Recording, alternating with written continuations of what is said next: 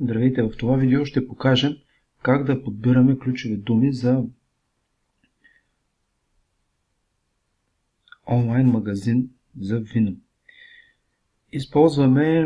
Започваме с догадки за това какво търсят потребителите и въз основа на тези догадки ще направим първия списък за думи, за които ще се прави оптимизиране на самият уебсайт. Ще отворим един текстов редактор, в който ще си водим бележки относно думите, за които ще оптимизираме и горе-долу какво е нивото на търсене.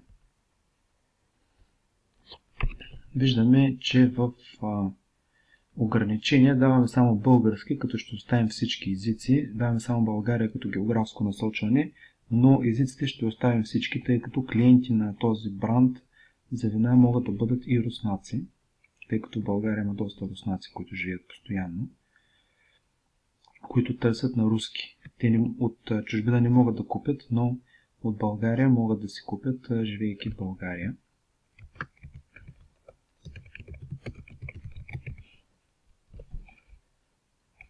Пишем ключовата дума, даваме идеи и генератора ни генерира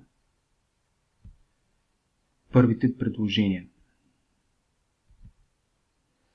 Магазин за вино е дума, която анализът ни за нея е, че може да търсят магазин за вино в района, в който живеят, но може и да търсят и онлайн магазин за вино. Поради тази причина ще я изберем и ще я вложим в списъка. Онлайн магазин за вино, това вече са реални клиенти.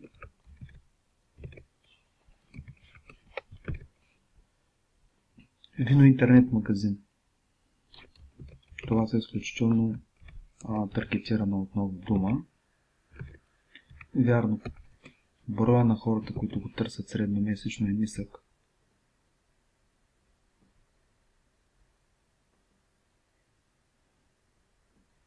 Така, когато сме оставили руски, видяхте, че вече почнаха да излизат и думите, които са за руснаци.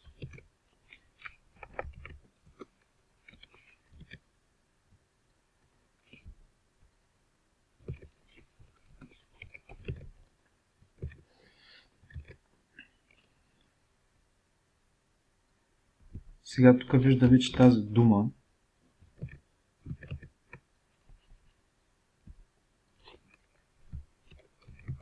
ние знаем какво е. В случая е важно да я проверим. Ще я проверим в Translate.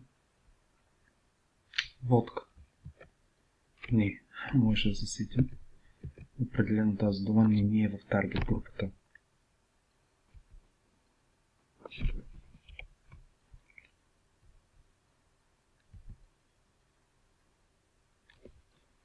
По принцип интернет магазин вино, това може да го търсят и много руснаци, тъй като на руски интернет магазин вино.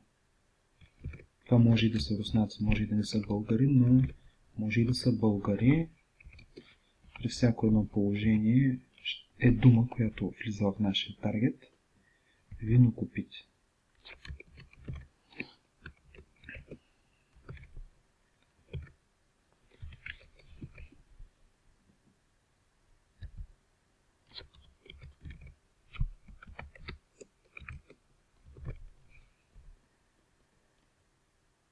Самое дорогое вино, най-скъпото вино. Много интересно. Изкочи това.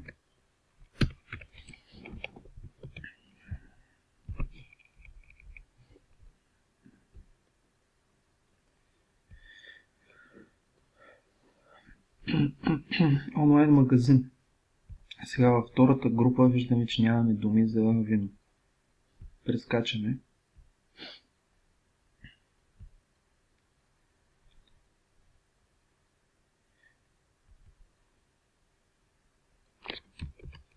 Тук имаме една дума, като тези двете ги обединяваме в една.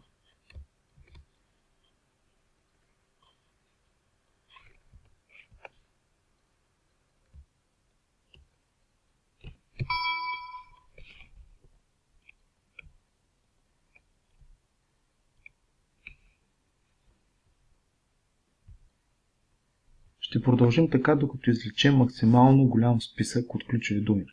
След което този списък от ключови думи ще го вложим в съдържание по самият уебсайт. Ще създадем качествено съдържание, което да отговаря на потребностите на потребителите за тези ключови думи.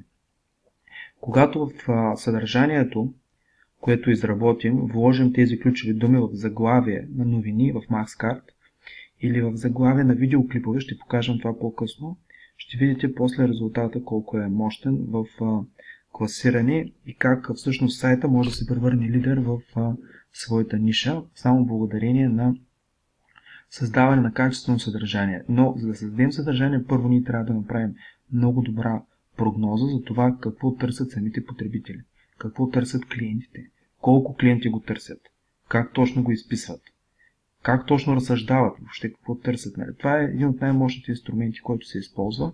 В другите видео в нашата плейлиста за SEO оптимизиране, как сами да оптимизираме сайта си, имаме клипове, в които се обясняват и други инструменти, които могат да бъдат използвани за анализ и събиране на ключови думи. Не забравяйте да се абонирате за този канал, за да може да следите последните новини в сферата на интернет предприемачеството и това как може вашия сайт да се превърне в лидер на пазара за своят бизнес.